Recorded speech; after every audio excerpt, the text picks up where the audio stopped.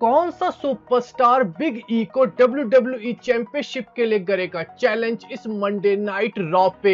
Rated are superstar as हमें Monday night raw पे अब क्या करते हुए दिखेंगे। साथ में हमारे पास है कुछ बड़ी रेसलिंग अपडेट्स की आखिर शॉर्लेट फ्लेयर को स्मैकडाउन से सिक्योरिटी ने क्यों निकाला, ब्रॉक लेसनर को किसने करा शांत, बात करेंगे द रॉक और अंडरटेकर के बारे में, और आखिर रोमन रेंस ने क्यों कहा कि बिना ब्रॉक लेसनर के आज कोई रोमन रेंस ना होता। करेंगे दोस्तों ये सब इस वीडियो में रिवील। मेरा नाम है नितिश वशिष्ठ, आप देख रहे हैं WWE हिंदी एम्पायर चैनल। दोस्तों 25 अक्टूबर 2021 को हमें मंडे नाइट रॉ का एपिसोड क्राउन ज्वेल 2021 के बाद देखने को मिलेगा।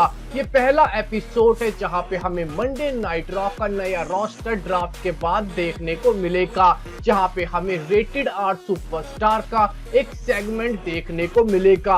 रेटेड आर सुपरस्टार अपनी राइवलरी के बारे में बात करेंगे सेथ रोलिंस के खिलाफ, कि कैसे सेथ रोलिंस के खिलाफ उनका हेल इन अ सेल का मैच एक बेहद ही बेहतरीन मैच था। वो सेथ रोलिंस की आउट ऑफ द कैरेक्टर तारीफ भी मंडे नाइट रॉ पे करते हुए दिख सकते हैं, जिसके बाद हमें रेटेड आर सुपरस्टार एज का अगला अपोनेंट देखने को मिल सकता है। सेथ रोलिंस और एज के बीच में अब फ्यूड हमें मंडे नाइट रॉ पे नहीं देखने को मिलेगा।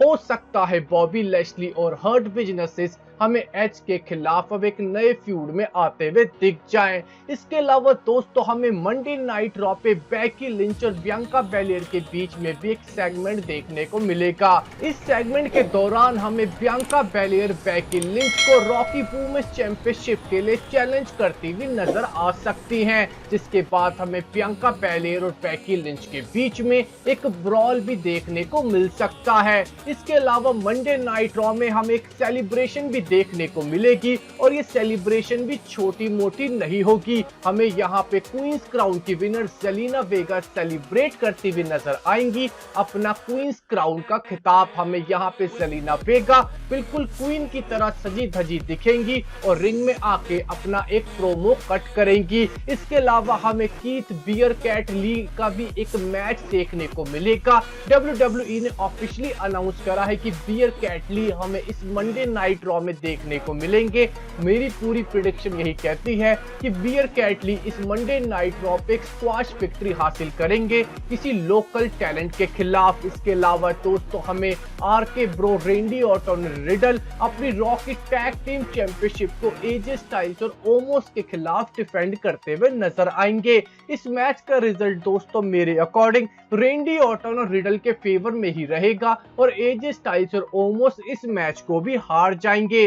मेरा मानना है कि अब एजे स्टाइल्स और ओमोस का ब्रेकअप का समय आ चुका, जिसके बाद ओमोस अलग और एजे स्टाइल्स अलग सिंगल सुपरस्टार के तौर पे परफॉर्म कर सकते हैं। अब बात करते हैं दोस्तों बिग ई की चैंपियनशिप के लिए अब कौन सा सुपरस्टार उनसे लड़ने के लिए आएगा। रूमर्स की माने तो अभी भी बॉबी लैशली, हर्ट बिजनेसेस अभी भी बिग ई के खिलाफ WWE चैंपियनशिप का मैच डिमांड करेगी दोस्तों, पर मेरी प्रेडिक्शन कहती है कि अब सही समय आ चुका कि सेथ रोलिंस जो मंडे नाइट रॉ के अब सबसे बड़े हील सुपरस्टार हैं, उन्हें बिग ई के खिलाफ WWE चैंपियनशिप मैच दिया जाए। हमें बिग ई का कोई मैच देखने को मिल सकता है मंडे नाइट रॉ पे, जिसके बाद हमें सेथ रोलिंस बिग ई पे अटैक करते हुए नजर आ सकते हैं, और big E versus Seth Rollins का फ्यूड मंडे नाइट रॉ पे स्टार्ट हो सकता है, क्योंकि सेथ रोलिंस एक ऐसे सुपरस्टार हैं अगर चैंपियनशिप जीत भी गए तो कोई परेशानी नहीं, और हार भी गए तो बिग ई को फायदा ही होगा। इसीलिए सेथ रोलिंस ही अब बिग ई के WWE चैंपियनशिप के अपोनेंट होने चाहिए। अब बात करते हैं दोस्तों कुछ बड़ी रेसलिंग अपडेट्स के बारे में। दोस्तों सबसे पहले एक रियल फाइट के बारे में आपको बता देते हैं। शॉर्लेट फ्लेयर और बेकी लिंच के बीच में स्मैकडाउन के बैक स्टेज दोनों की रियल लाइफ फाइट हुई। रियल लाइफ फाइट में हाथापाई तो नहीं हुई, पर दोनों ने एक दूसरे पे खूब चिल्लम चिल्ली करी। बेकी लिंच काफी ज्यादा नाराज थी कि शॉर्लेट फ्लेयर ने उनकी डिसरिस्पेक्ट पर्पसफुली करी, और रॉ की चैंपियनशिप को उन्हें फेंक कर दिया। ये एक अनस्क्रिप्टेड मूवमेंट था जो स्मैकडाउन के रिपीट टेलीकास्ट में एडिट भी कर दिया गया। दोस्तों रिपोर्ट्स आई कि शॉर्लेट फ्लेर और बेकी लिंच के बीच में बैकस्टेज इतनी ज्यादा तू मैं पड़ गई थी। विंस मैकमैन इतने ज्यादा अनहैप्पी थे शॉर्लेट फ्लेर से, उन्होंने शॉर्लेट फ्लेर को एरिना से सिक्योरिटी गार्ड से एस्कॉर्ट करवा के बाहर निकाल दिया। यानी कि बैकस्टेज हीट काफी ज्यादा शॉर्लेट फ्लेर पे है। और ये बात दोस्तों भी सामने आई है कि सारी की सारी फीमेल सुपरस्टार बेकी लिंच को सपोर्ट कर रही हैं और कोई भी सुपरस्टार यानी कि फीमेल सुपरस्टार शॉर्लेट फ्लेर के साथ स्मैकडाउन में काम करना नहीं चाहती। इन सब बातों से यही साबित होता है कि शायद शॉर्लेट फ्लेर का टाइम स्मैकडाउन में कुछ खास अच्छा नहीं बीतने वाला।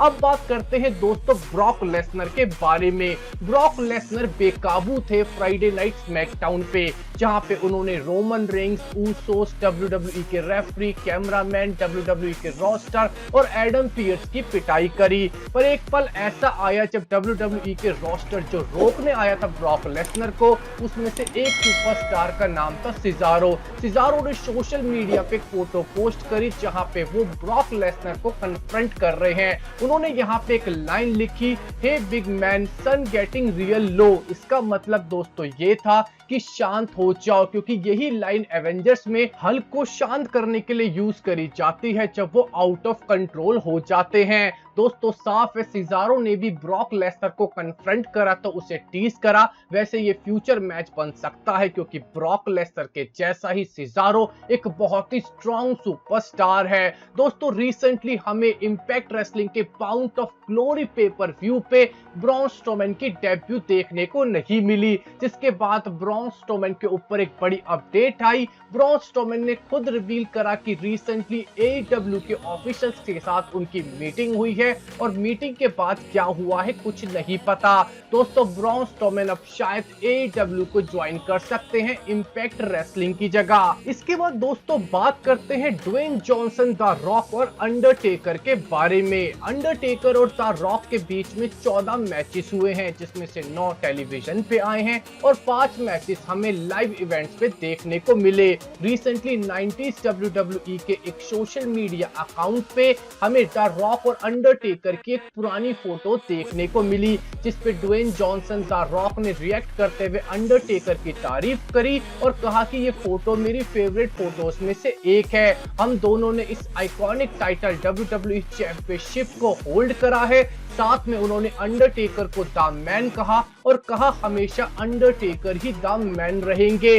दोस्तों अंडरटेकर की तारीफ द रॉक हमेशा करते आए हैं और इन दोनों के बीच में हमें काफी क्लासिकल मैचेस भी देखने को मिले हैं। पर अब बात करते हैं रोमन रेंस की स्टेटमेंट के बारे में। दोस्तों रोमन रेंस ने ब्रॉक लेसनर के बारे में एक बड़ी स्टेटमेंट दी। उन्होंने कहा कि अगर कोई ब्रॉक लेसनर नहीं होता तो कोई रोमन रेंस भी ना बनता। उन्होंने ब्रॉक लेसनर की आउट ऑफ कैरेक्टर जाके तारीफ करी और कहा कि ब्रॉक लेसनर UFC चैंपियन रहे हैं। वो एक ऐसे सुपरस्टार हैं जिनकी पर्सनल लाइफ कोई नहीं जानता, इसीलिए लोगों का उनमें इंटरेस्ट काफी ज्यादा बना रहता है। दोस्तों ब्रॉक लेसनर के बारे में कहा कि ब्रॉक लेसनर ने मेरी काफी मदद करी है। रेसलमेनिया पे 2 बार मैचेस खेले हैं, समर स्लैम पे 2 बार मैचेस खेले हैं, ग्रेटेस्ट रॉयल रंबल पे मुझसे लड़े हैं और मेरे को टाइटल भी ड्रॉप करा यूनिवर्सल चैंपियनशिप का। रोमन रेंस ने कहा कि बिना ब्रॉक लेसनर की मदद के कोई बड़ा रोमन रेंस सुपरस्टार नहीं बन सकता था। यानी कि दोस्तों रोमन रेंस ने आउट ऑफ कैरेक्टर जाके अपना हिलिश कैरेक्टर छोड़ के बीस्ट इनकार्नेट ब्रॉक लेसनर की तारीफ करी और कहा कि अगर ब्रॉक लेसनर ना हो तो कोई रोमन रेंस भी ना होगा। वैसे बात सच है, रोमन रेंस को इतना बड़ा स्टारडम दिलवाने में विंस मैकमैन के अलावा ब्रॉक लेसनर का भी बड़ा हाथ है। तो दोस्तों आपको क्या लगता है कि रोमन रेंस की बात सही है कि बिना बीस्ट इनकार्नेट के कोई रोमन रेंस भी ना बन पाता? आप अपना ओपिनियन हमारे कमेंट सेक्शन में जरूर दीजिएगा। हमारे वीडियो को देखने बहुत बहुत शुक्रिया। हमारे चैनल को सब्सक्राइब कीजिए, लाइक एंड शेयर। आपका बहुत बहुत धन्यवाद।